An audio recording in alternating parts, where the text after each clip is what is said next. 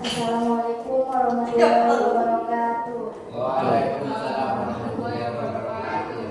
Alhamdulillahirabbil alamin wa bihi nasta'in wa ala umuri dunya wa din wa sholatu wassalamu ala sayyidina Muhammadin wa ala alihi wa sahbihi ajmain. Puja dan puji syukur kita panjatkan atas kehadirat Allah karena berkat rahmat dan hidayahnya kita bisa sama-sama berkumpul di tempat ini dalam keadaan sehat. Salawat serta salam semoga tetap tercurah kepada baginda besar Nabi besar Muhammad yang terhormat Bapak Kepala Sekolah dan yang saya hormati Bapak dan Ibu Dewan Guru SDN 1 Tasikmalaya. Baik, izinkan saya sebagai MC yang akan membacakan susunan acara. Pertama, pembukaan. Acara yang kedua, menyanyikan lagu Indonesia Raya. Acara yang ketiga, sambutan kepala sekolah. Acara yang kelima, doa. Dan acara yang terakhir, yaitu penutup. Acara yang pertama yaitu pembukaan. Marilah kita buka acara ini dengan membacakan ayatul basmalah. Bismillahirrahmanirrahim. Acara yang kedua yaitu menyanyikan lagu Indonesia Raya.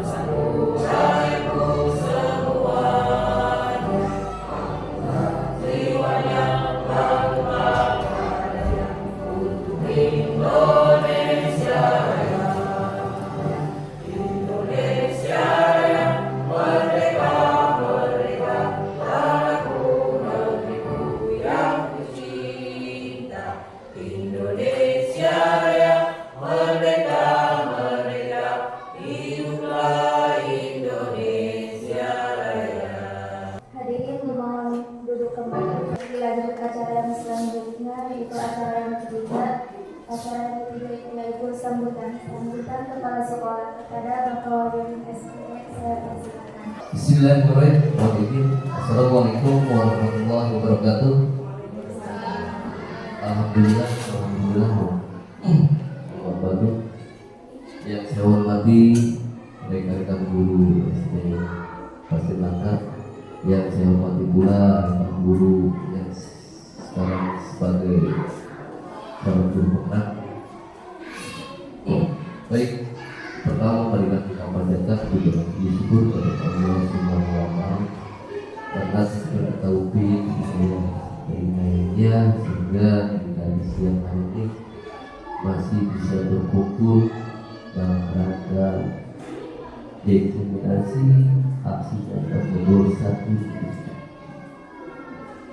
Baik, selawat serta salam marilah kita limpahkan kepada kita Nabi besar Muhammad Sallallahu Alaihi Wasallam.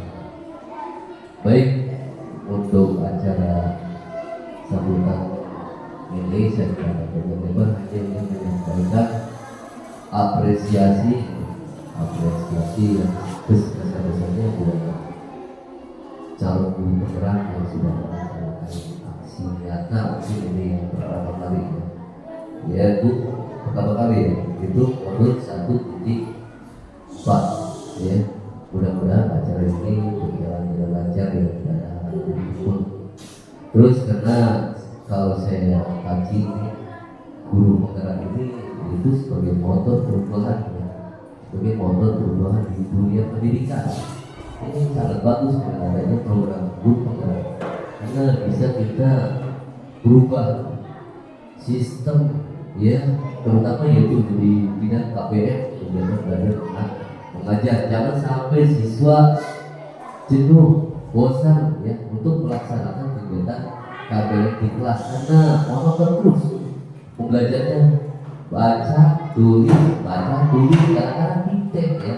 Kalau sekarang gaya bu, alhamdulillah dengan adanya guru penggerak ini benar-benar mudah-mudahan nanti ilmu-ilmunya yang diserap oleh rekan kita yaitu Bu Marah nanti langsung ditransfer ya, atau dipraktekkan untuk di SD 1 Pasinangka ya Bu.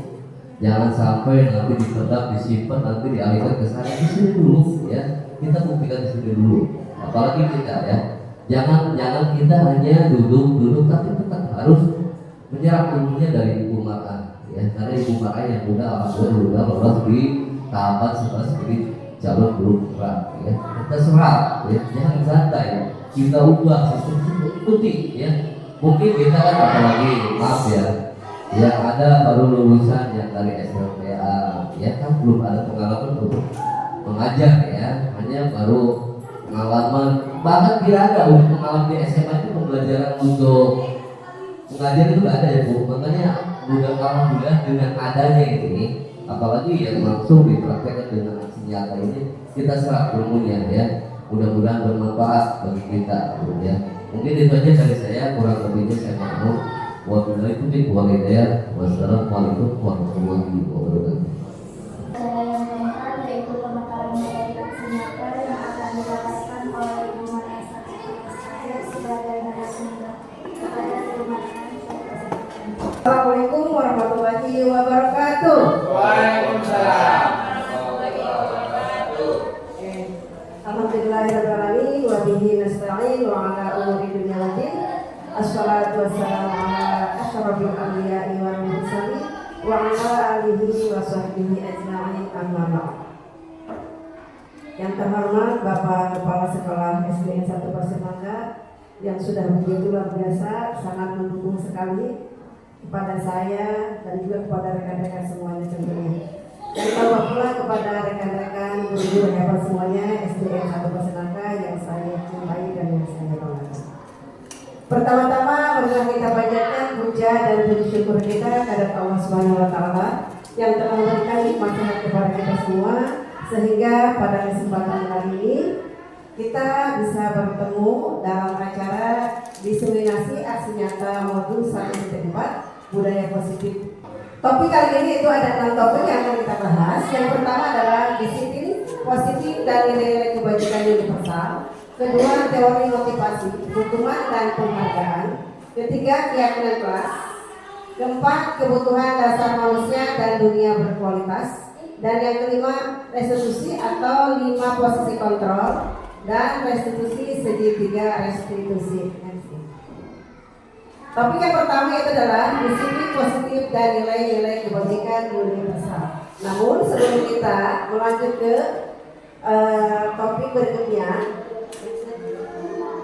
kita eksperimen dulu biar kita pikiran kita, otak kita ada di sini ya. Jadi tidak kemana-mana ya. Boleh berdiri Bapak Ibu guru hebat semuanya. Kita olahraga dulu. Boleh dibantu dengan Bu Ina. Dunia. Guru kelas 1. Oke.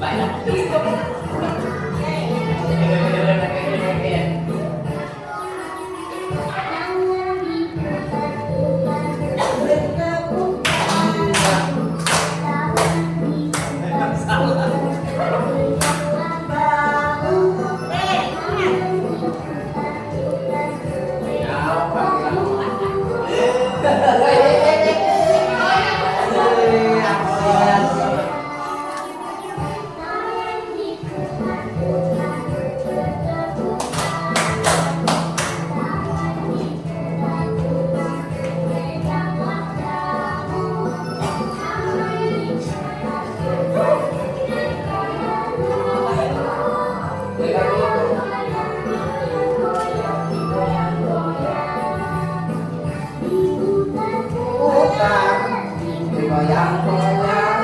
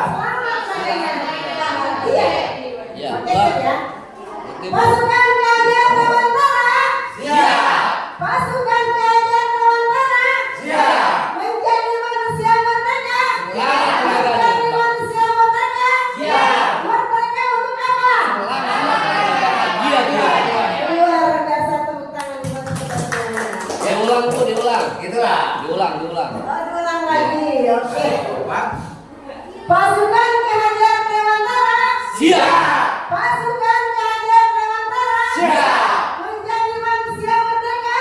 Siap. Menjadi manusia merdeka. Siap. Merdeka apa? Iya. Oke, luar biasa. Tepuk tangan buat kita semuanya. Perubahan paradigma. Ya. Saya ingin mengajak Bapak Ibu semuanya, boleh berdiri lagi? Boleh keluar dari garis itu? Oh yang lagi Faidan, ayo. Oke. Ini ada berapa orang? Satu ya. Ibunya di sini boleh ikutan. Oke.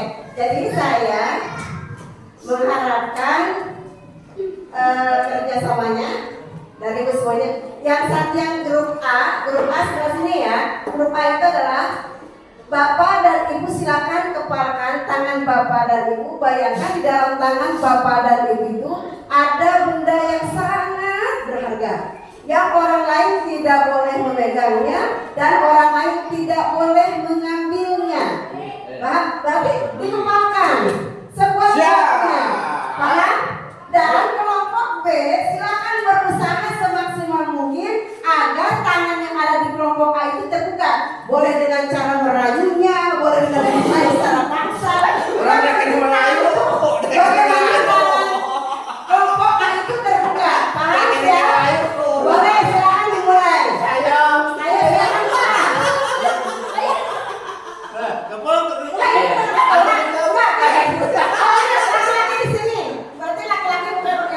Laki-laki kelompok. Jadi laki-laki depan, gitu ya. Boleh. Berarti Bapak kepala sekolah, ya. Bapak kepala sekolah dengan Pak Idan pasangannya, ya. Bapak kepala sekolah dengan Pak Idan pasangannya, ya. Pak Nana dengan Pak Sakti, Ibu Sosi dengan, ya. Jadi tidak ada mahal-mahalan.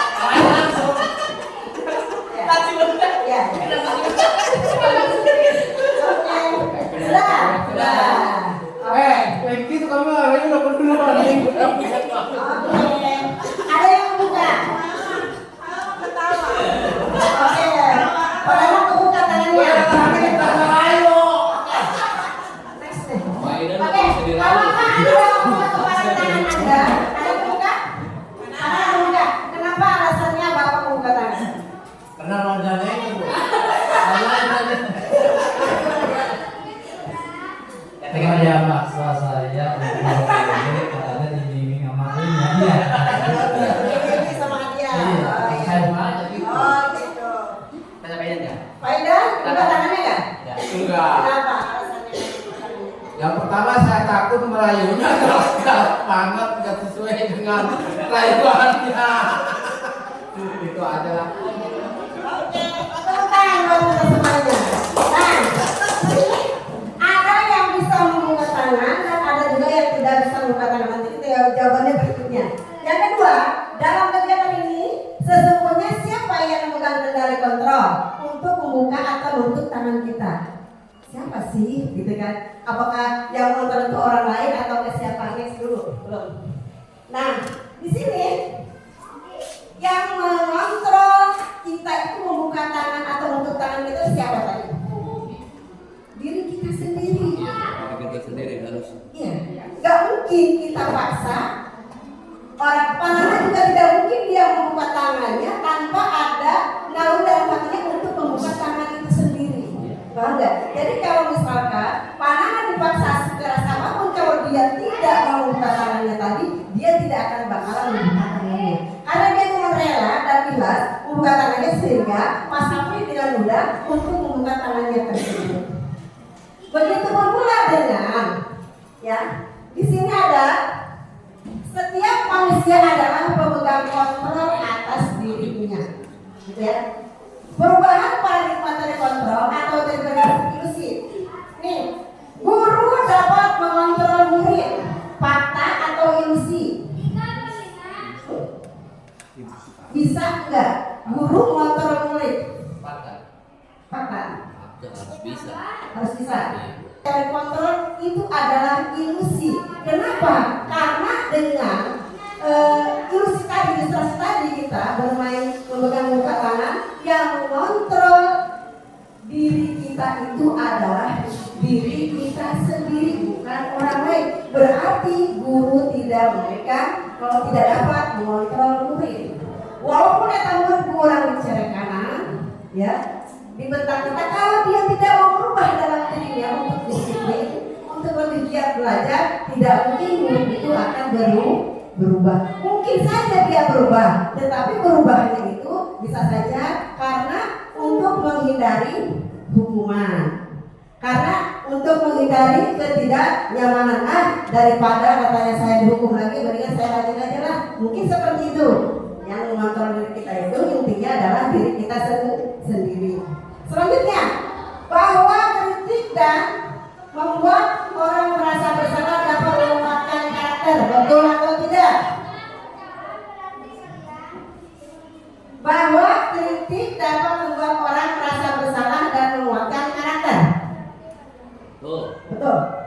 Alasannya? Pak Imam? Kritik dan membuat orang bersalah. Ya, jadi gini Bu, ketika kita dikritik atau diberikan saran oleh orang, jadi kita bisa tahu di mana kesalahan kita. Di situ juga membentuk mental kita. Jadi di situ dapat menguatkan karakter. Oke, tepuk tangan buat Pak Imam. Ya,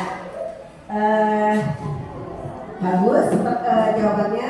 Nah, di sini untuk menurut teori kontrol bahwa ini menurut teori kontrol ya, ini menurut teori kontrol bahwa kritik dapat membuat orang merasa bersalah, dapat menguatkan karakter itu hanyalah sebuah ilusi menurut teori kontrol. Ya, karena tadi beranggapan bahwa teori kontrol itu adalah orang lain tidak bisa mengubah diri kita kecuali diri kita sendiri. Oke, next. Ilusi bahwa semua perbuatan positif efektif dan bermanfaat. Ini juga sama ya, menurut teori kontrol bahwa semua perbuatan positif efektif dan bermanfaat itu adalah merupakan sebuah ilusi, karena itu menurut teori kontrol. Dan selanjutnya, bahwa orang dewasa memiliki hak memaksa. Orang dewasa memiliki hak untuk memaksa. Ya. Itu menurut teori kontrol itu juga sama ilusi. Karena siapapun tidak bisa memaksa diri kita kalau kita sendiri tidak mau untuk merubahnya. Contohnya misalkan si Fahmi bolos, misalkan si Fahmi bolos dipanggil nih sama saya, sama guru yang lain, guru BP. Nah, si Fahmi itu ada perubahan. Dia itu mau rajin sekolahnya, rajin datangnya tampil di tempat waktu dan sebagainya. Apakah itu motivasinya itu adalah motivasi intrinsik atau eksplisit gitu ya?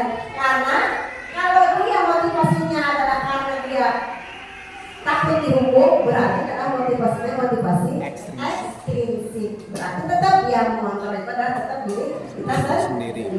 Next. Perubahan paradigma respon, teori kontrol dan atau teori pilihan. Siapa semuanya yang memilih kontrol? Kalau menurut stimulus respon, yang tadi kan stimulus respon. Kalau menurut stimulus respon, kita mencoba mengubah orang agar berpandangan sama dengan kita. Itu menurut stimulus respon. Tetapi menurut teori kontrol atau pilihan, kita berusaha memahami pandangan orang lain tentang dunia. Selanjutnya, perilaku buruk dilihat sebagai suatu kesalahan. Sedangkan dari kontrol, semua perilaku memiliki tujuan. Stimulus respon, orang lain bisa mengontrol saya. Hanya Anda yang bisa mengontrol diri Anda. Saya bisa mengontrol orang lain, Anda tidak bisa mengontrol orang lain. Pemaksaan ada pada saat rujukan gagal. Kolaborasi dan konsensus menciptakan pilihan-pilihan baru. Model berpikir menang atau kalah, sedangkan kalau teori pilihan atau kontrol, model berpikir menang-menang atau win-win solution. Ya. Filosofi Ki Hajar Dewantara. Pendidikan harus berpihak kepada murid. Itu adalah menurut filosofi Ki Hajar Dewantara. Terus tugas pendidik adalah menuntun murid sesuai dengan kodratnya agar anak tumbuh dengan selamat dan bahagia. Mengikuti kodrat alam dan kodrat zaman. Bukan tabula rasa. Siswa bukan kertas kosong yang bisa diisi atau ditulis apapun oleh sang guru. Sebaliknya, tiap siswa datang dengan karakter dan bakat masing-masing. Pendidikan ibarat petani. Seorang petani hanya dapat menuntun tumbuhnya padi, tetapi tidak dapat berubah menjadi jagung. Meskipun pertumbuhan padi dapat diperbaiki, tetapi ia tidak dapat mengganti kodrat padi menjadi kodrat jagung. Jadi, menurut Ki Hajar Dewantara, bahwa kita itu harus berpihak kepada murid. Ya, jadi tidak boleh kalau guru itu adalah pembelajar, itu adalah di kelas itu adalah guru yang berperan, tetapi ketika kita ya pada perguruan ini adalah pembelajaran itu harus yang berperan adalah siswa. Nah, menurut Ki Hajar Dewantara bahwa pendidikan itu adalah ibarat seorang petani. Seorang petani gimana? Dia bisa menanam apapun di tanah yang subur, yang gembur, sehingga hasilnya pun akan melimpah. Ya kan? Sama dengan guru. Kalau anak didik itu kita ada di tempat lingkungan yang bagus, dipupuk dengan pupuk-pupuk yang bagus, yang bermutu, yang berkualitas, sesuai dengan karakter dan bakat masing-masing, maka anak tersebut juga akan menjadi anak yang unggul. Tetapi kita tidak bisa, kata petani itu tidak bisa merubah jagung menjadi padi. Begitu pula sebaliknya, padi menjadi jagung. Kita tidak bisa merubah anak itu harus menjadi A, sedangkan karakternya B. Begitu pula sebaliknya. Next. Apa itu budaya positif? Budaya positif apa? Ada yang mau pilih? Budaya positif? Ada yang mau berargumen tentang budaya positif? Ada? Bagaimana? Apa sih budaya positif? Positif itu berarti baik.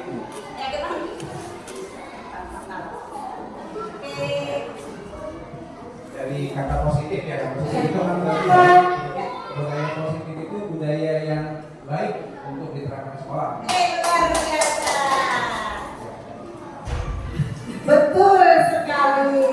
Ya, jadi jawaban Pak Imam itu adalah betul sekali. Jadi budaya positif itu adalah nilai-nilai keyakinan dan kebiasaan di sekolah yang berpihak kepada peserta didik agar dapat berkembang menjadi pribadi yang kritis, penuh hormat, dan bertanggung jawab. Budaya positif banyak, misalkan penerapan 5S, senyum, sapa, salam, dan santun di sekolah. Apalagi datang juga tepat pada waktu, itu juga sama budaya positif. Ya, next. Sekarang ada budaya positif, ada disiplin positif. Disiplin positif yaitu suatu cara penerapan disiplin tanpa kekerasan dan ancaman yang dalam praktiknya melibatkan perilaku komunikasi efektif antara guru dan murid. Ya, next. Ya. Disiplin positif udah bahas kalian tentang terkontrol atau terpilihan menurut Dr. William Glasser, ya. Anda tidak bisa mengontrol orang lain, hanya Anda yang bisa mengontrol diri Anda. Semua perilaku memiliki tujuan. Model berpikir benar-benar kolaborasi, konsensus menciptakan pilihan baru. Dan realitas atau kebutuhan kita berbeda. Kita berusaha memahami pandangan orang lain tentang dunia. Setiap orang memiliki gambaran berbeda. Apakah makna disiplin? Ya, menurut berasal dari bahasa Latin disiplina, yang artinya belajar. Makna asal dari kata ini berkonotasi dengan disiplin diri dari murid-murid, ya, Socrates dan Plato. Ya. Disiplin diri membuat orang menggali potensi menuju sebuah tujuan apa yang dia hargai. Namun dalam budaya kita, makna kata disiplin telah berubah menjadi suatu yang dilakukan seorang pada orang lain untuk mendapatkan kepatuhan. Kecenderungan umum adalah menghubungkan kata disiplin dengan ketidaknyamanan, bukan dengan apa yang kita hargai atau pencapaian suatu tujuan mulia. Nilai-nilai kebajikan universal. Nilai-nilai kebajikan universal adalah sifat-sifat positif manusia yang merupakan tujuan mulia yang ingin dicapai setiap individu. Nilai-nilai tersebut bisa bersifat universal dan lintas bahasa, suku bangsa, agama maupun latar belakang. Setiap perilaku atau perbuatan memiliki suatu tujuan. Itu menurut Dr. William Glasser pada teori kontrol 1984. Dengan mengaitkan nilai-nilai kebajikan yang jadi maka motivasi intrinsiknya akan terbangun sehingga menggerakkan motivasi dari dalam untuk dapat mencapai tujuan mulia yang diinginkan. Ya. Itu menurut Diane Gasset 1998. Nilai-nilai kebajikan yang dicapai oleh setiap anak Indonesia kita kenal dengan profil pelajar Pancasila. Nah, di sini kita setiap perilaku atau perbuatan memiliki suatu tujuan, ya. Semua orang pasti punya suatu tujuan, baik itu perbuatan yang menurut kita anggap itu negatif ataupun positif, gitu ya. Pasti mempunyai suatu tujuan. Kita misalkan kelas, umpamakan ada seorang anak kecil yang mengambil makanan temannya sendiri. Kalau ketika ditanya, anak itu menjawabnya, kenapa kamu mengambil makanan teman kamu? Alasannya saya lapar karena di rumah tidak dikasih orang tuanya. Berarti anak itu membutuhkan, ada salah satu kebutuhan yang tidak terpenuhi oleh anak itu, sehingga dia mengambil makanan temannya. Ada lagi, ya, nanti kita bahas di kebutuhan lima dasar kebutuhan manusia. Ya. Jadi setiap perilaku baik itu positif ataupun negatif pasti mempunyai tujuan. Ya. Profil pelajar Pancasila, ya sudah pada tahu semuanya bahwa kurikulum Merdeka bertujuan memberikan kesempatan kepada seluruh murid Indonesia untuk menjadi pelajar sepanjang hayat yang kompeten berkarakter Pancasila. Yang pertama adalah beriman, bertakwa kepada Tuhan Yang Maha Esa dan berakhlak mulia. Ya, itu adalah cita-cita kita semuanya agar mempunyai murid yang mempunyai akhlak yang mulia dan juga beriman kepada Tuhan Yang Maha Esa sesuai dengan agama dan kepercayaannya masing-masing. Kalau kita adalah agama Islam berarti percaya kepada Allah Subhanahu wa Ta'ala. Selanjutnya adalah kreatif. Jadi menginginkan murid yang kreatif, tidak pasif, ya. Selanjutnya adalah gotong royong. Jadi adanya rasa empati, kalau udah gotong royong berarti ada rasa empati antara siswa yang satu dengan siswa yang lainnya. Selanjutnya berkebinekaan global, ya. Dia bisa bergaul dengan siapa saja, bukan hanya dengan seagama, tetapi juga bergaul dengan tidak beda agama dan juga mungkin beda suku bangsa dan bahasa. Selanjutnya bernalar kritis, yang terakhir adalah mandiri. Next. Profil pelajar Pancasila. Kita goyang kembali biar nggak terlalu jenuh. Kita goyang. Kita nyanyi lagu profil pelajar Pancasila.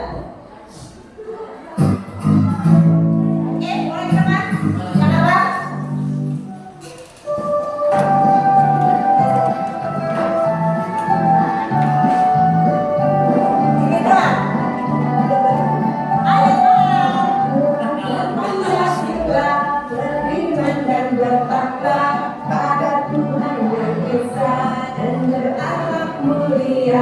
Berkebinekaan global, gotong royong mandiri, kreatif dan bernalar kritis, belajar Pancasila, beriman dan bertakwa pada Tuhan yang Esa dan berakhlak mulia.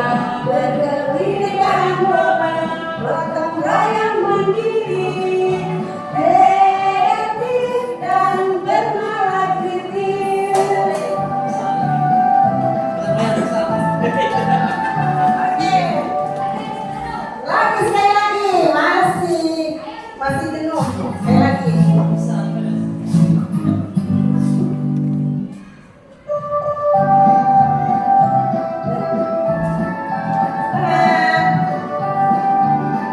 Semangat banget. Dan Pancasila beriman dan bertakwa pada Tuhan yang Esa dan berakhlak mulia. Berkebinekaan global, gotong royong mandiri, kreatif dan bernalar kritis, belajar Pancasila, beriman dan bertakwa pada Tuhan yang Esa dan berakhlak mulia. Berkebinekaan global, gotong royong mandiri, kreatif dan bernalar kritis. Luar biasa. Oke, tepuk tangan. Atau kita coba kemarin. Oke, selanjutnya kita ke topik berikutnya. Nanti kita bahas satu-satu. Teori motivasi hukuman dan penghargaan. Ini yang sering kita lakukan. Teori motivasi perilaku manusia. Menurut Jan Nicholson dalam bukunya Restructuring School Discipline. Yang pertama, untuk menghindari ketidaknyamanan atau hukuman. Jadi motivasi itu ada motivasi dan eksternal atau ekstrinsik, ada motivasi intrinsik. Nah, ini adalah yang pertama, kalau menghindari ketidaknyamanan atau hukuman, ini adalah termasuknya motivasi ekstrinsik. Ya, berarti di luar diri siswa itu sendiri. Kayak tadi, si Fahmi tidak bolos sekolah, sehingga kita nasihati, sehingga dia berubah tuh jadi baik. Nah, itu adalah motivasinya motivasi ekstrinsik. Sebenarnya juga bagus, tapi tingkatannya adalah tingkatan yang terendah. Ada juga yang kedua adalah untuk mendapatkan imbalan dari orang lain atau instansi. Misalnya, si A disuruh mencatat sama gurunya per tiap hari misalkan 5 lembar, sehingga kalau dia bisa mencatat buku 5 lembar, dia akan mendapatkan reward dari gurunya. Itu adalah motivasinya sama motivasi ekstrinsik. Kenapa? Karena bukan dari dalam diri siswa itu sendiri. Ya. Terus apa lagi? Yang ketiga adalah untuk menghargai diri sendiri. Ya, pertanyaannya, saya akan menjadi orang seperti apa apabila saya melakukannya? Ini adalah motivasi Kenapa? Karena timbulnya dari dalam diri murid itu sendiri. Dinamakan dengan motivasi intrinsik atau motivasi internal. Ya, itu disebut sesuai dengan tujuan disiplin positif. Oke, lanjut. 3 motivasi perilaku manusia. Ada 3. Berarti tadi menghindari hukuman. Apa lagi? Mendapatkan imbalan. Satu lagi. Satu lagi. Bukan lagi. Oh. Ya, untuk menghargai diri. Oke, lanjut lagi. Yang pertama 3 motivasi. Yang pertama adalah karena untuk menghindari hukuman atau ketidaknyamanan. Kedua adalah mendapatkan imbalan. Ketiga, menghargai diri sendiri. Nah, tingkatan itu adalah yang paling terendah itu adalah yang pertama, karena dia adalah menghindari ketidaknyamanan. Kalau yang kedua masih agak mendingan dan untuk mendapatkan reward atau imbalan. Tapi yang paling bagus adalah yang ketiga. Yang pertama adalah menghindari ketidaknyamanan atau hukuman. Nah, untuk menghindari ketidaknyamanan atau hukuman ini adalah tindakan tingkat rendah daripada motivasi perilaku manusia. Biasanya orang yang motivasi perilakunya untuk menghindari hukuman atau ketidaknyamanan akan bertanya, apa yang akan terjadi apabila saya tidak melakukannya? Contoh, mengerjakan PR karena takut dihukum, bukan karena ingin bisa, gitu ya. Gitu. Lanjut. Mendapatkan imbalan atau penghargaan dari orang lain. Ada juga seperti itu ya. Kita seorang rajin sekolahnya karena ini dapat reward dari gurunya ada. Kita datang ke sekolah rajin karena ini dapat reward dari kepala sekolah, misalnya, gitu ya. Ada mungkin. Ya. Mendapatkan imbalan atau penghargaan dari orang lain. Untuk mendapatkan imbalan atau penghargaan dari orang lain, satu tingkat di atas motivasi yang tadi, ya. Yang pertama, di sini orang berperilaku untuk mendapatkan imbalan atau penghargaan dari orang lain. Contohnya misalnya mengerjakan PR untuk mendapatkan reward atau bintang dari guru, gitu ya. Lanjut. Dan terakhir adalah menjadi orang yang ingin dan menghargai diri sendiri dengan nilai-nilai yang mereka percaya. Kalau ini beda, karena timbulnya dari diri sendiri motivasinya. Untuk menjadi orang yang mereka inginkan dapat menghargai diri sendiri dengan nilai-nilai yang mereka percaya. Orang dengan motivasi ini akan bertanya, akan menjadi orang seperti apa apabila saya melakukannya. Mereka melakukan sesuatu karena nilai-nilai yang mereka yakini dan menghargai, dan mereka melakukannya karena mereka ingin menjadi orang yang melakukan nilai-nilai yang mereka yakini tersebut. Merdeka. Nah, sekarang ada kurikulum merdeka. Apa sih merdeka?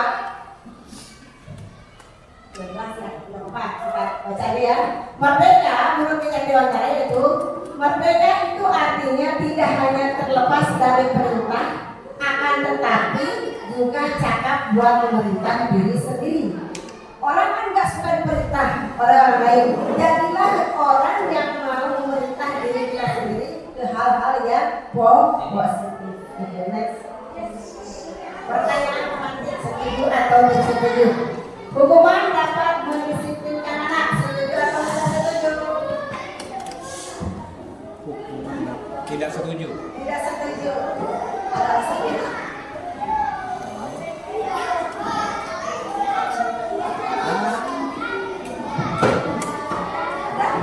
Oke. Bagaimana tidak setuju? Oke. Karena yang kedua, karena yang setuju atau tidak setuju? Hukuman dapat mendisiplinkan anak. Setuju atau tidak setuju? Kedua, memberikan hukuman dengan hal positif seperti belajar atau membersihkan halaman sekolah yang dapat meningkatkan disiplin anak. Setuju atau tidak setuju?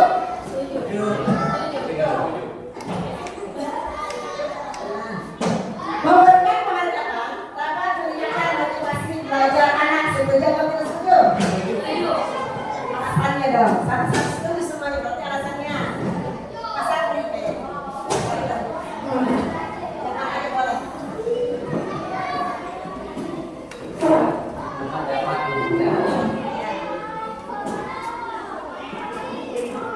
Kalau saya kan di sini Pak, baru. Di sini mendisiplin anak itu jangan pegang dulu. Ini kan hukuman dapat menyelesaikan anak. Yang mungkin yang tanggung Bapak jawab saya mah itu. udah setuju ya. Ya. Kalau saya sih setuju ya. Ya. Setuju. Ya tapi menyelesaikan itu artinya hukuman yang tidak kasar ya. Kayak gini, anak sudah bolos, dihukum, tapi bukan dengan dibunuh atau dirusak ya.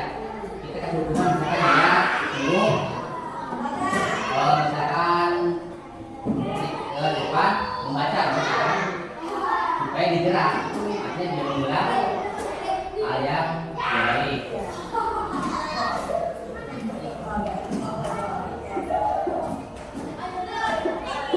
Tepuk tangan buat Mas Asri. Oke. Memberikan hukuman dapat memotivasi bagi anak. Mas Asri setuju katanya dan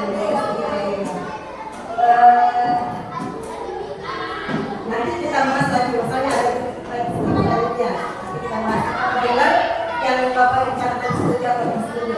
Oke. Lanjut. Masih banyak di sana. Dihukum oleh penghargaan. Simak ya, bahwa penghargaan berlaku sama dengan hukuman dalam arti meminta atau membujuk seseorang melakukan sesuatu untuk memenuhi suatu tujuan tertentu dari orang yang meminta atau membujuk. Dorongannya eksternal dan akan ada faktor ketergantungan beberapa dampak dari pemberian penghargaan menurut Habib Mas'ud tahun 1993. Kenapa? Karena orang pada dasarnya tidak suka dikendalikan dalam jangka waktu lama. Penghargaan akan terlihat sebagai penghukum. Contoh, si anak disuruh menulis 5 halaman ulang di lembar halaman setiap hari karena dia ingin mendapatkan hadiah atau duit dari gurunya. Lama-kelamaan si anak akan merasa bingung dan saya mah kalau saya mau mengerjakan ini, tapi kalau nggak mengerjakan ini saya tidak akan mendapatkan hadiah. Berarti dia mengerjakan itu adalah karena terpaksa karena ingin mendapatkan hadiah. Berarti sama saja memberikan reward kepada anak itu adalah suatu merupakan hukuman bagi si anak, ya. Karena anak merasa terpaksa terpukul. Yang kedua, jika suatu penghargaan diharapkan, namun Anda tidak mendapatkannya, Anda akan merasa untung. Contoh, si A dapat juara 1, dapat hadiah reward. Nah, misalkan si B dan si C tidak dapat hadiah, tidak dapat reward. Kira-kira si B dan si C ini merasa iri tidak? Akan merasa iri tidak? Si A mendapatkan hadiah, sedangkan si B dan si C tidak mendapatkan hadiah. Apakah si B dan si C ini jadi itu tidak iri atau tidak? Akan iri. Sehingga ketika kita memberikan penghargaan yang terbesar kepada si anak, itu adalah merupakan sebuah hukuman bagi yang lain. Lanjut. Selanjutnya, penghargaan menghukum mereka yang tidak mendapatkan penghargaan. Ya, akan kita hukum yang tidak mendapatkan hadiah tadi.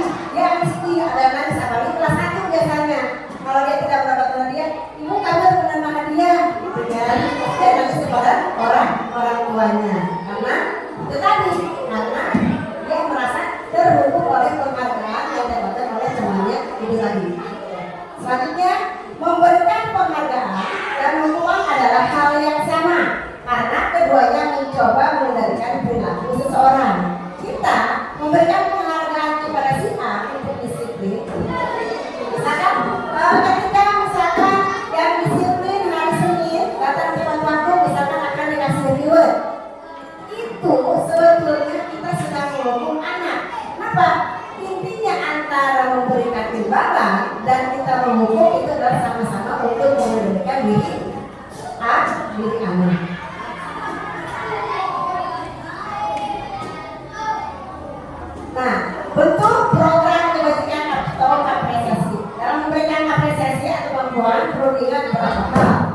Yang pertama, beri pengakuan secara khusus, beri pengakuan secara pribadi, beri pengakuan kepada semua murid bergantian, dan beri pengakuan secara konsisten dan fokus pada proses.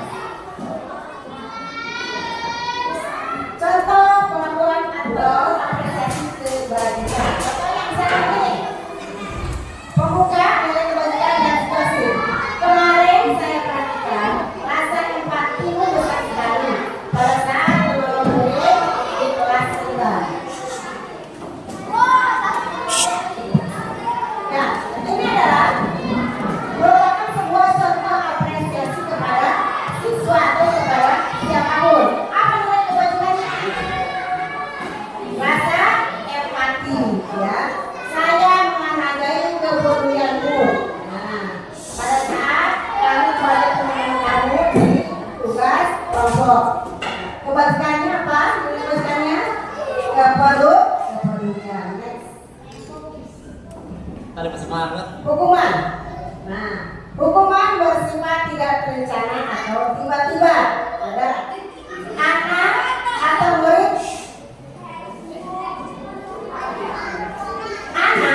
murid tidak tahu apa yang akan terjadi dan tidak dilibatkan. Nah, kalau hukuman secara tiba-tiba, gimana? Datang ke sekolah, kesiangan, langsung suruh push up. Itu adalah hukuman. Apalagi anak atau murid tidak tahu apa yang akan terjadi dan dilibatkan. Jadi tidak ada kompromi dulu, tidak ada kesepakatan dulu. Ya, itu namanya hukuman. Tidak ada. Selanjutnya, hukuman bersifat satu arah dari pihak guru yang memberikan dan murid hanya menerima suatu hukuman tanpa ada suatu kesepakatan atau pengarahan dari pihak guru baik sebelum atau sesudahnya. Jadi tidak adanya koordinasi terlebih dahulu langsung hukum. Itu adalah namanya hukuman. Selanjutnya, hukuman yang diberikan bisa berupa fisik maupun psikis. Murid atau anak disakiti oleh suatu perbuatan atau dengan kata-kata. Misalnya dengan kata-kata kasar. Kenapa kalian terlambat hari ini? Dasar kamu begini. Misalkan apa-apa itu jadi kata-kata kotor keluar. Itu adalah termasuknya hukuman. Nah, beda dengan konsekuensi. Ya. Kalau ini kan tidak terencana, teman-teman. Kalau konsekuensi sudah terencana atau sudah disepakati dengan siswa, ya, ada kesepakatan. Yang kedua, sudah dibahas dan disetujui oleh murid dan guru. Yang ketiga, bentuk konsekuensi dibuat oleh pihak guru dan sekolah dan murid sudah mengetahui sebenarnya konsekuensi yang akan diberikan bila ada pelanggaran. Next. Murid tetap dibuat tidak nyaman untuk jangka waktu pendek. Konsekuensi biasanya diberikan berdasarkan suatu data yang mungkin dapat diukur. Next. Tindakan guru. Ini termasuk konsekuensi atau hukuman yang oleh Bapak Ibu pilih. Mencatat 100 kali dalam buku, saya tidak akan terlambat lagi karena terlambat ke sekolah. Itu konsekuensi atau hukuman. Konsekuensi atau hukuman. Mencatat 100 kali dalam buku kalimat, saya tidak akan terlambat lagi karena terlambat ke sekolah. Konsekuensi atau hukuman? Hah? Hukuman. Nanti kita lihat. Lari mengelilingi lapangan basket 2 kali karena terlambat hadir ke sekolah. Hukuman atau konsekuensi? Hukuman. Oke.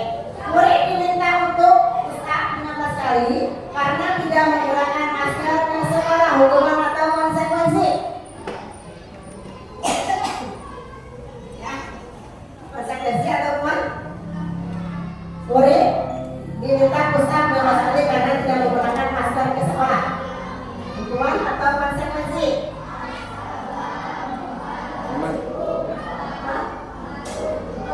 Hukuman. Menggantikan kertas tembaga yang telah dicoret-coret. Konsekuensi. Membersihkan tumpahan air di meja tulis karena tersenggol pada saat belajar. Konsekuensi. sekolah karena tidak mengenakan sepatu hitam. Konsekuensi. Atau bukan? Konsekuensi. Konsekuensi. Tadi murid disuruh untuk tidak mengenakan sepatu seharian di sekolah karena tidak mengenakan sepatu hitam. Itu konsekuensi. Nanti kita bahas. Lari mulai di lapangan basket 2 kali karena terlambat 10 menit untuk pelajaran PJOK.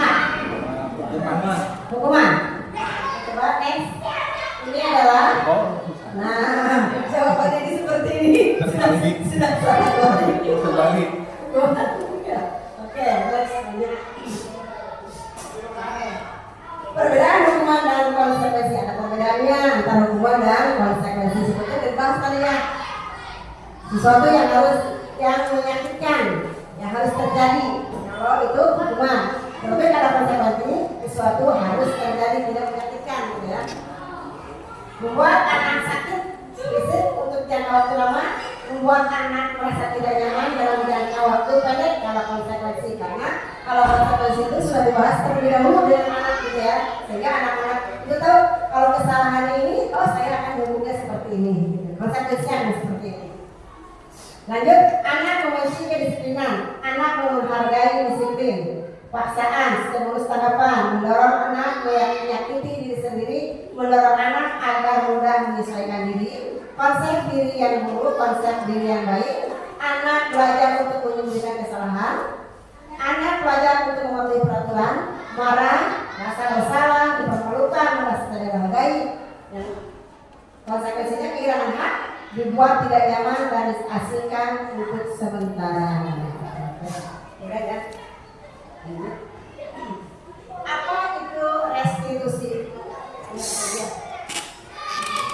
Restitusi adalah proses menciptakan kondisi bagi murid untuk memperbaiki kesalahan. Sehingga mereka bisa kembali pada kelompoknya mereka dengan karakter yang lebih kuat. Restitusi juga merupakan proses kolaboratif yang mengajarkan murid untuk mencari solusi masalah mereka dan membantu murid berpikir tentang orang seperti apa yang mereka ingin menjadi tujuan mulia dan bagaimana mereka harus memperlakukan orang lain. Jadi untuk menciptakan atau memperbaiki kesalahan murid ya, itu namanya restitusi.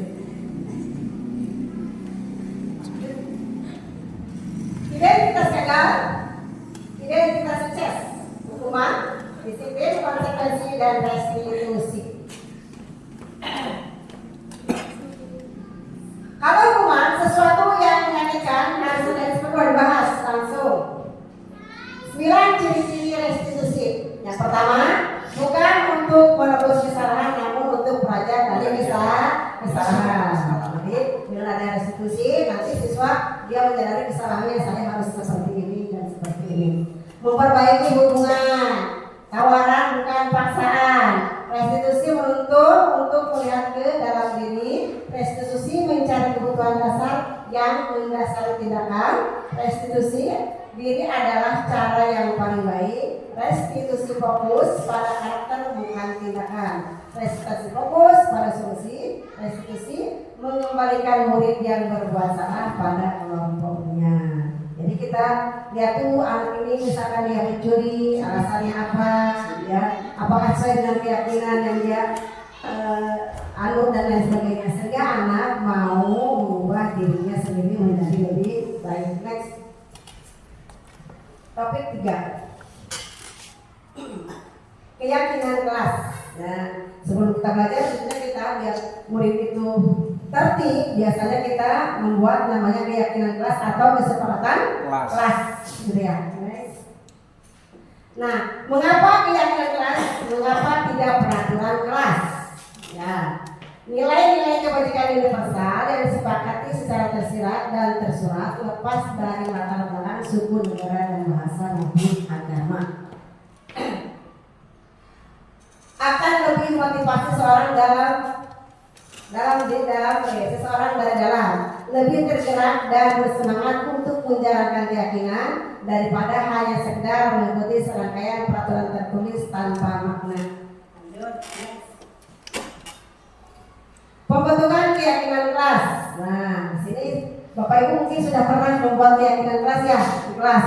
Ya, di kelas masing-masing ya, saya yakin sudah. Keyakinan kelas bersifat lebih abstrak daripada peraturan yang lebih rinci dan konkret. Keyakinan kelas berupa pernyataan-pernyataan universal. Pernyataan keyakinan kelas senantiasa dibuat dalam bentuk positif. Keyakinan kelas hendaknya tidak terlalu banyak sehingga mudah diingat dan dipahami oleh semua warga kelas. Next. Pembentukan keyakinan kelas sekolah selanjutnya adalah keyakinan kelas sebaiknya sesuatu yang dapat diterapkan di lingkungan tersebut.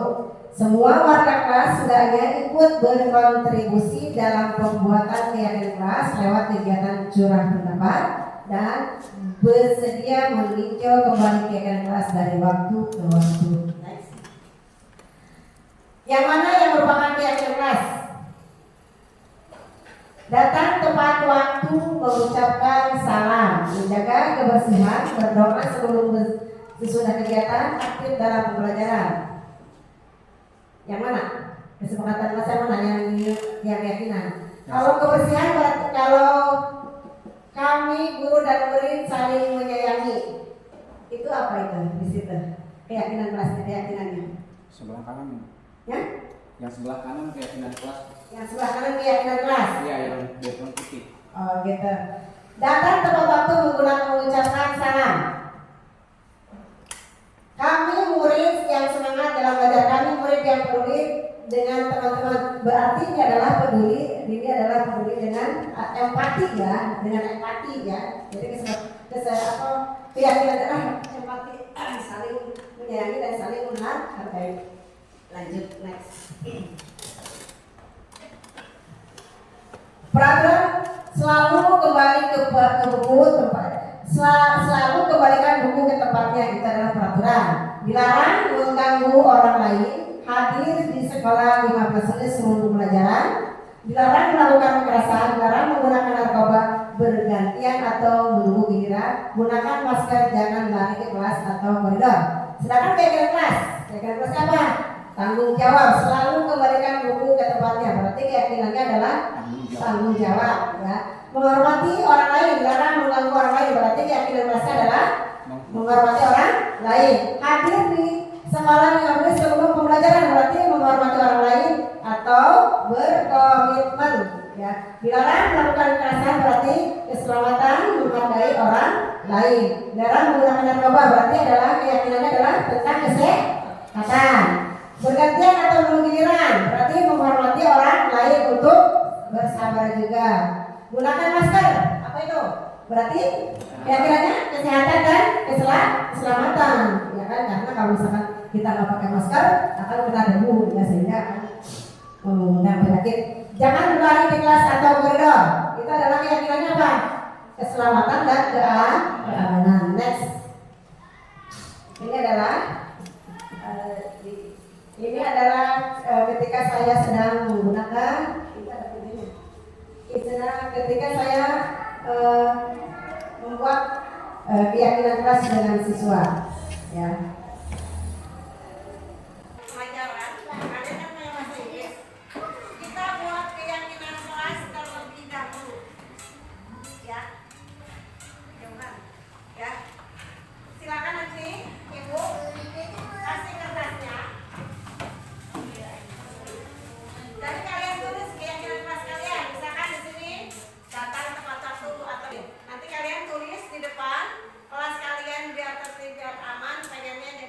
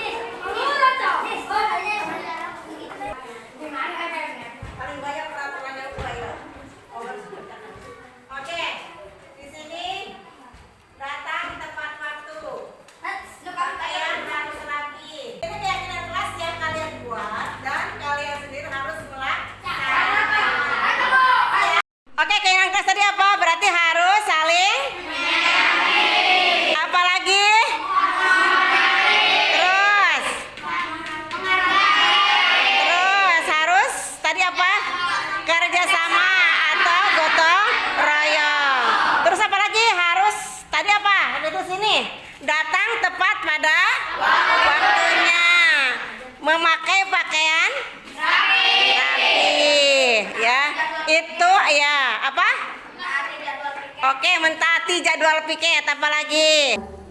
Terus next. Selanjutnya kita ke topik keempat. Kebutuhan dasar manusia dan dunia berkualitas. Lanjut. Pertanyaan tematik. Ibu Ambar, guru wali kelas 1, kelas 1 di SD Pelita Hati, sedang bingung menanggapi ulas salah satu muridnya di kelasnya, Doni.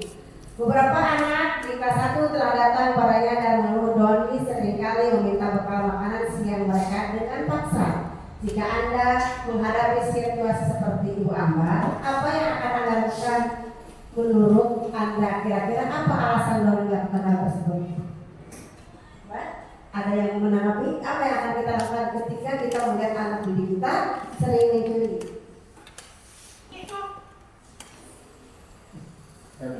Subhanallah, luar biasa, mantap. Ya. Kalau saya jadi gurunya Doni ya, pasti pertama manggil dulu Doninya, diajak ngobrol, terus ditanya kenapa dia sering meminta bekal makan siang temennya. Ya. Ditanya kenapa, apakah dia memang tidak membawa bekal atau memang dari Doninya sendiri memang sering suka mengganggu anak. Mungkin itu. Oke, tepuk tangan, luar biasa. Ada yang dari yang lain? Pak Ustadz Nana, Bu Susi, Bu Ina, yang Bu Ain. Ya, belum sama. Oke, ya tentang ya. Next, ya. Di sini sebetulnya saya sudah bahas tadi dari awal-awal tentang kebutuhan 5 dasar manusia dan 5 kebutuhan dasar manusia. Setiap murid, setiap tindakan murid dilakukan untuk memenuhi kebutuhan dasar mereka. Kebutuhan dasar mereka itu ada 5. Yang pertama adalah kasih sayang dan rasa diterima atau belonging katanya. Terus penguasaan atau power, ya, fun atau kesenangan, freedom atau kebebasan dan survival atau bertahan hidup. Nah, tadi kalau betul sekali kata Pak Imam, jadi yang pertama langkah awal yang kita lakukan adalah kita bertanya dulu kepada murid, apakah murid itu dia mengambil makanannya tidak mau kepada rumahnya karena tidak dikirimkan orang tuanya. Berarti kalau jawabannya seperti itu karena dia lapar, berarti Doni apa? Sedang memenuhi kebutuhan apa? Yang mana coba? Survival untuk bertahan hidup. Tanya dulu, berarti setiap tindakan pasti ada tujuannya. Tetapi kalau Doni dia mengambil bekal temannya itu, kalau ditanya dia itu karena dia itu hanya ingin senang melihat teman-temannya tertawa, dan sebagainya, berarti Doni sedang memenuhi kebutuhan dasarnya apa itu? Iya, kesenangan. Tetapi kalau Doni tadi itu berbuat seperti itu, dia itu karena ingin diperhatikan oleh temannya dan gurunya, berarti Doni sedang memenuhi kebutuhan yang mana? Rasa kasih sayang dan rasa diterima. Ya, betul. Nah, tetapi kalau Doni dia berbuat seperti itu, ya karena dia ingin bebas berekspresi, gitu kan ya. Berarti Doni sedang mencari apa? Kebebasan, gitu ya. Atau juga kalau Doni misalkan dia berbuat seperti itu karena dia ingin, wah saya dianggap jagoan nih, gitu kan, di kelasnya, sehingga saya mengambil makanan temannya. Berarti Doni sedang memenuhi kebutuhan yang mana? Penguasaan. Lanjut. Oh iya, sedih. Kebutuhan dasar manusia, bertahan udah ya. Sudah adalah kebutuhan bersifat psikologis untuk bertahan hidup, misalnya kesehatan, rumah, makanan, biologis sebagai bagian dari proses reproduksi, termasuk kebutuhan untuk tetap bertahan hidup. Next, sudah dijelaskan. Kebebasan sama ya, berarti kesenangan juga sama udah. Next, ice breaking dulu, biar nggak ngantuk. Ice breakingnya begini, ada ininya. Di meja ibu bapak ada apa ya? Ada pulpen? Ada pulpen? Oke, ada pulpen. Pak Idan, di sini, karena Eksperimen bentar. Ada gitu. Ya. Kalau saya bilang prok berarti tepuk tangan. Prok, ya. Kalau saya bilang berarti prak berarti tepuk meja. Kalau bom berarti ambil pulpen. Kalau ya, ya. Dua orang ini pulpennya. Jadi dua orang yang rebutan pulpen. Nih, Nia dengan ini, Bunia dengan Ayah. Ayah di sini, berdiri satu di sini. Satu di sini. Bedanya Ayo. Iya, rebutan pulpen. ngambil kue. Di sini, siap. Kalau prak berarti ini. Prak ini yang prak. Prak berarti tepuk tangan. Prak, tepuk tangan. Kalau prak, tepuk meja. Kalau bom berarti ambil pulpen rebutan. Siap? Ya, gue hotel. Nah, Di sini satu berhadapan. Di sini berhadapan, Solo. Iya. Oke, siap ya? Oke. Kalau prak, kita sama dulu ya. Prak. Prak. Oke ya. Prak. Prak. Prak. Prak. Prak.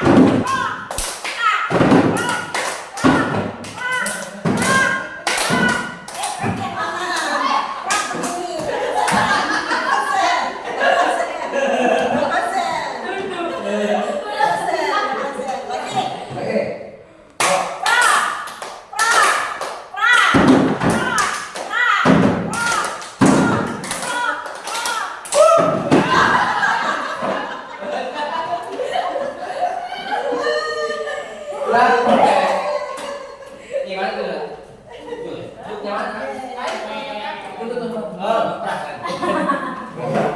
Luar biasa. Masih aduk? Lanjut. Sebentar lagi. Ke topik kelima. Kita dalam topik kita lanjut ke topik kelima. Yaitu 5 posisi kontrol. Guru.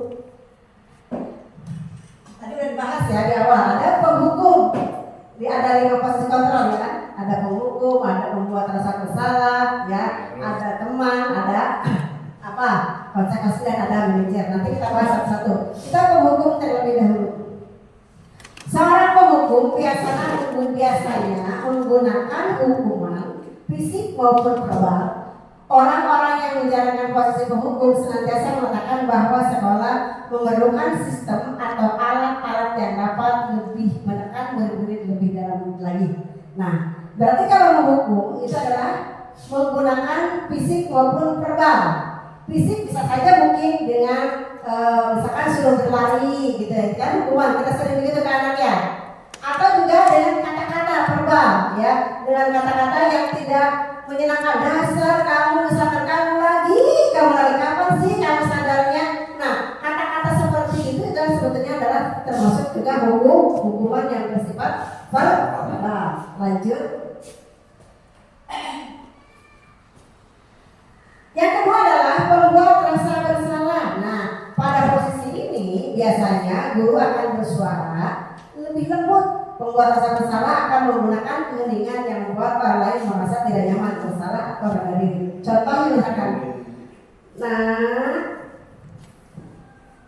mau nggak sih kamu berubah untuk ibu, gitu kan? Jadi dengan cara lembut tapi meyakinkan sentuh gitu di hati ya. Sehingga anak itu dia rasa bersalah menjaga, sehingga anak itu ya mau berubah, tapi sebetulnya berubah itu adalah karena untuk menghindari ketidaknyamanan ya. Nah, coba tolong berbuat baiklah demi ibu. Kalau kamu misalkan seperti ini aja, ibu akan ditegur sama kepala sekolah.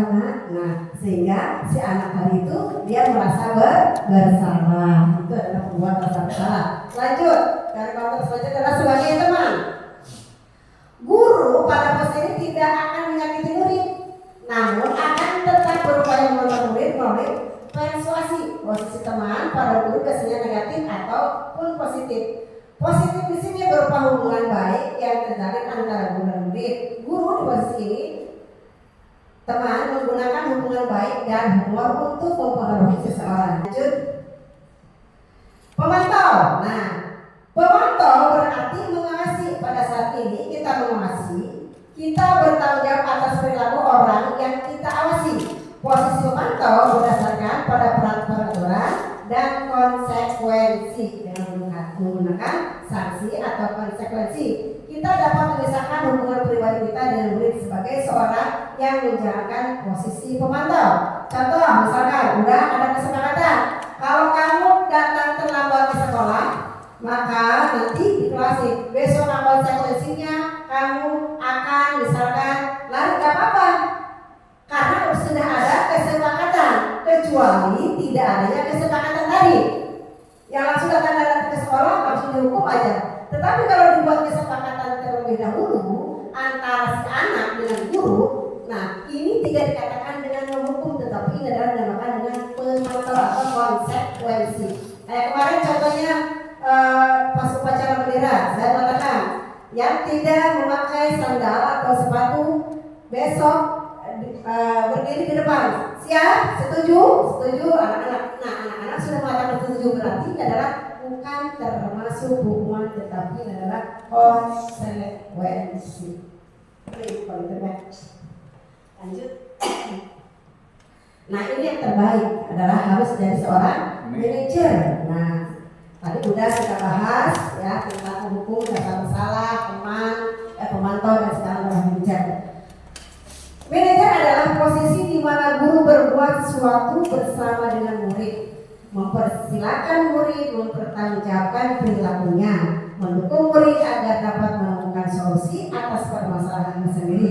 Seseorang manajer telah memiliki keterampilan di posisi teman maupun pemantau, dan dengan demikian bisa jadi waktu-waktu tertentu kembali kepada kedua posisi tersebut bila diperlukan. Boleh ya, kita jadi pemantau juga boleh ya, jadi teman juga boleh, untuk mengontrol anak didik kita. Lanjut. Di sini ya, mandiri, reflektif, evaluatif, nanti dan pihak kepada murid ya. Lanjut. Video ini akan menampilkan 5 adegan interaksi guru dan murid. Silakan menonton dan merefleksikannya.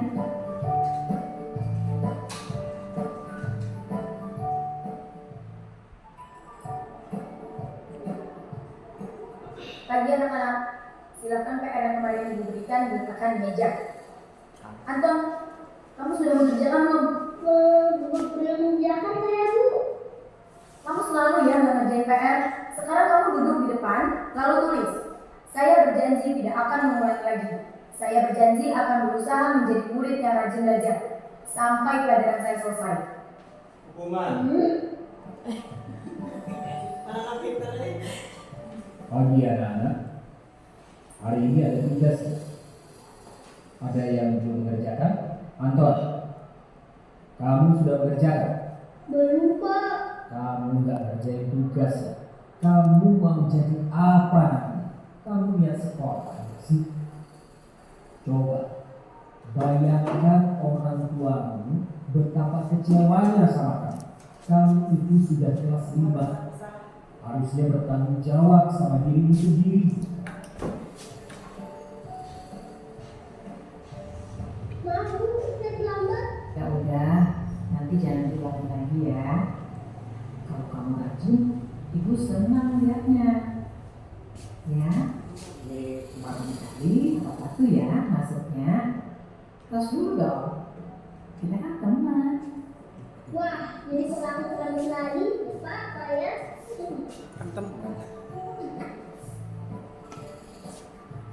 Kamu kok nggak pakai baju olahraga? Bapak catat kamu sudah 3 kali loh nggak ikut olahraga bulan ini. Iya, Pak. 3 kali berarti saya dapat sanksi, Pak.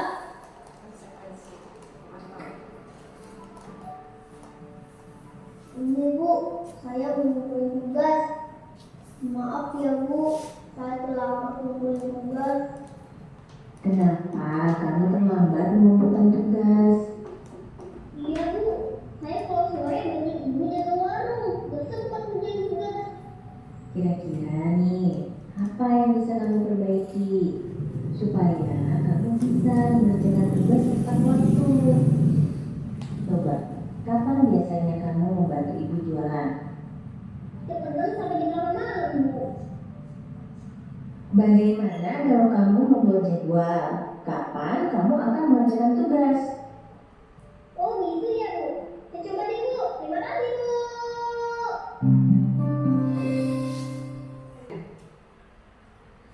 Pernyataan. Siapa yang mengatakan saya kecewa sekali dengan kamu? Saya kecewa dengan kamu ini apakah termasuk dengan pemantau? Apakah termasuk dengan manajer? Apakah termasuk dengan membuat rasa bersalah atau teman yang mana? Yang 12 tadi. Posisi kontrol ada 5, membuat rasa bersalah, ya kan? Apalagi penghukum, terus menjadi teman, pemantau, dan manajer. Nah sekarang dari yang mana yang menjadi manajer dan yang menjadi pemantau, jadi teman. Saya kecewa sekali dengan kamu. Penghukum. Oke, mantap. Kamu tidak pernah benar melakukannya. Penghukum, karena ada kata-kata verbal yang menyakitkan. Ayolah, lakukan demi ibu atau bapak. Membuat itu rasa bersalah. Keren, membuat rasa bersalah. Bagaimana kamu bisa menyelesaikan masalah ini? Itu Ke manajer. manajer. Ya. Kamu selalu yang paling terakhir. Yang mana ini? Teman ini. Pemantau. Kita lihat nih. Kita lihat. Penghukum ya. Berarti saya masih akan membuat orang merasa bersalah. Saya kecewa sekali dengan kamu membuat orang merasa bersalah karena semua. Kamu tidak pernah melakukannya. Penghukum. Tidak pernah. Ayolah, ini benar. Ayolah, lakukan demi ibu. Teman. Apakah kamu mau mendapatkan stiker bintang? Tapi adalah pemantau. Bagaimana kamu bisa menyelesaikan masalah ini adalah manajer. Kamu selalu yang paling terakhir adalah penghukum. Next. Posisi kontrol. Udah bahas tadi dengan posisi kontrol ya, penghukum, membuat rasa bersalah, teman, pemantau, dan manajer langsung. Selama ini di mana posisi kontrol dominan yang ada pada Bapak Ibu? Yang mana? Yang dominan. Posisi kontrol yang mana? Apakah kita ke penghukum? Apakah kita ke pembuat rasa bersalah? Ataukah ke teman? Atau hebat jadi manajer yang mana? Yang sering kita lakukan di kelas, di sekolah? Pembuat rasa bersalah. Oke, itu introspeksi masing-masing aja ya. Itu ada di dalam diri kita. Lanjut. Terakhir adalah segitiga restitusi. Lanjut. Restitusi adalah proses menciptakan kondisi bagi murid untuk memperbaiki kesalahan mereka sehingga mereka bisa kembali pada kelompok mereka dengan karakter yang lebih kuat. Sedangkan restitusi juga adalah proses kolaboratif yang mengajarkan murid untuk mencari solusi untuk masalah dan membantu murid berpikir tentang orang seperti apa yang mereka inginkan dan harus bagaimana mereka harus memperlakukan orang lain. Next. Nah, di sini restitusi segitiga ya. Menstabilkan identitas yang pertama adalah menstabilkan identitas terlebih dahulu. Setelah identitas terstabil, lanjut kita validasi kebutuhan dan yang terakhir adalah menanyakan keyakinan. Ya. Contoh misalkan tentang menstabilkan identitas. Setiap orang pasti pernah melakukan kesalahan. Kamu bukan satu-satunya orang yang pernah melakukan ini. Validasinya adalah kamu tentu punya alasan mengapa melakukan itu. Adakah cara yang lain atau efektif untuk mendapatkan apa yang kamu butuhkan? Nilai-nilai apa yang telah kita sepakati? Kamu ingin dari orang yang seperti apa? Untuk membuat anak yang merasa gagal karena berbuat salah menjadi positif terhadap dirinya. Guru berkata, berbuat salah itu hal yang manusiawi. Tidak ada manusia yang sempurna. Bapak atau ibu juga pernah buat salah. Kita pasti bisa menyelesaikan permasalahan ini. Bapak atau ibu tidak tertarik untuk mencari tahu siapa yang benar dan siapa yang salah. Bapak ibu tertarik untuk menyelesaikan masalah. Kalau kamu menyalahkan dirimu sendiri terus-menerus, apakah kamu bersikap baik pada dirimu sendiri? Nah, itu ya. Ini adalah untuk menstabilkan identitas. Langsung. Bagian dasar dari segitiga bertujuan untuk mengubah. Tujuan untuk mendidik anak dari orang gagal karena bermasalah menjadi orang sukses, atau yang melanggar peraturan karena sedang mencari perhatian adalah anak yang sedang mengalami kegagalan. Nah, pada dasarnya setiap tindakan manusia punya tujuan memenuhi kebutuhan dasar. Ya, kayak tadi, apakah itu pengusahaan, kebebasan, disayang, merasa diterima, kesenangan atau bertahan hidup. Ya. Guru berkata, kamu bisa saja kan melakukan hal yang lebih buruk, tapi kamu tidak melakukannya kan? Kamu pasti punya alasan mengapa melakukannya. Apa yang penting bagi kamu? Ya. Kamu boleh tetap berusaha menjaga sikap itu, tapi tambahkan sikap yang lain yang baru. Maukah kamu belajar cara lain untuk mendapatkan yang kamu butuhkan tanpa harus memukul? Apakah kamu bisa melakukan dengan lebih baik besok lagi? Ya, next. Validasi tindakan yang salah. Setiap tindakan kita lakukan dengan satu tujuan, yaitu memenuhi kebutuhan dasar. Kalau kita memahami kebutuhan dasar yang ada, dasar apa yang mendasari sebuah tindakan, kita akan bisa menemukan cara-cara paling efektif untuk memenuhi kebutuhan tersebut. Next. Menanyakan keyakinan. Guru berkata, apa keyakinan kelas kita? Sesuaikan dengan keyakinan kelas kita. Apa nilai yang kita percaya di kelas atau di sekolah kita? Nilai-nilai universal apa yang telah kita sepakati? Kelas yang dari itu seperti apa sih? Kamu ingin jadi anak seperti apa? Apa kamu yang kamu rasakan ketika kamu melakukan itu? Kamu menjadi orang yang seperti apa? Next. Nah, menanyakan keyakinan kelas. Teori kontrol menyatakan bahwa kita dapat termotivasi secara internal ketika identitas sukses tercapai langkah 1 dan tingkah laku yang salah telah divalidasi langkah 2, maka anak akan siap mengumumkan dengan nilai yang dia percaya dan berpindah menjadi orang yang dia inginkan. Refleksi. Hal baru apa yang mengubah paradigma saya yang saya dapatkan ketika Bapak Ibu saya ingin ada refleksi dari Bapak Ibu. Silakan Bapak Ibu jawab yang mana ya. Ketika kita setelah melakukan diseminasi ini, boleh merefleksi kegiatan hari ini. Ya,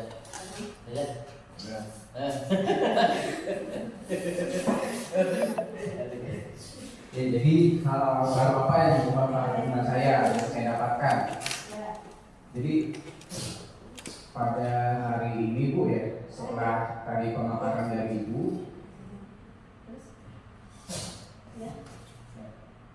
setelah pemaparan dari Ibu tadi ada paradigma atau pikiran saya itu terbuka. Jadi bahwa oh selama ini saya sebagai guru atau mengajar di kelas ini seperti ini gitu. Ternyata saya setelah tadi mendengarkan, menyimak, oh saya ternyata seperti ini terhadap anak sebagai penghukum. Oh ternyata sebagai seorang guru, oh tidak boleh seperti itu. Jadi itu sebetulnya saya dapatkan hari ini. Oke, yang lain? Yang lain, Pak Sapri?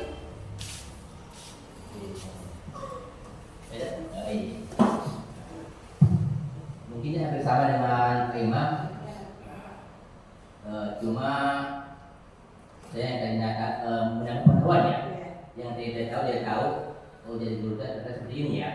Jadi kita tidak boleh kasar sama anak, tidak boleh ketat. Jadi ada kalanya kita anak itu dengan rasa yang lembut, tidak berkasar.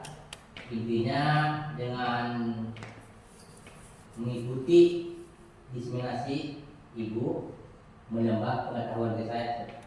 Itu aja. Oke, terima kasih. Ada yang lain? Oke. Terima kasih buat kita semua. Tepuk tangan buat kita semuanya. Oke, next. Coba biar lebih semangat lagi. Pasukan Ganjar Dewan Tanah. Pasukan Ganjar Dewan Tanah. Menjadi manusia berdaulat. Menjadi manusia berdaulat. Berdaulat apa? Oke, boleh. Terima kasih Bapak Ibu semuanya atas kehadirannya.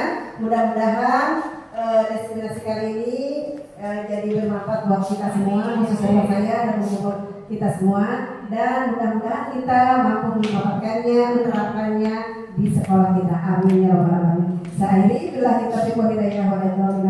Wassalamualaikum warahmatullahi wabarakatuh.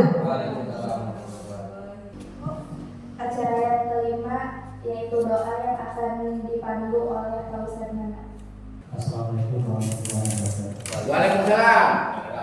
Allahumma shalli ala Muhammad wa ala Muhammad wa ala ali Amin. ajma'in. Amin. Amin. Amin. Amin. Allahumma inna nas'aluka ilman nafi'an wa amalan mutaqabbalan wa rizqan tayyiban. Allahumma salli ala fi jannah wa khair. Rabbana atina fid dunya hasanah wa fil akhirati hasanah wa qina adzabannar.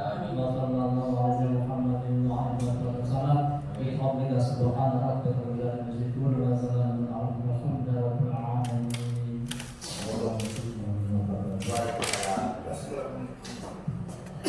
Acara yang terakhir yaitu penutup. Marilah kita tutup acara ini dengan membacakan ayatul hamdan. Alhamdulillah.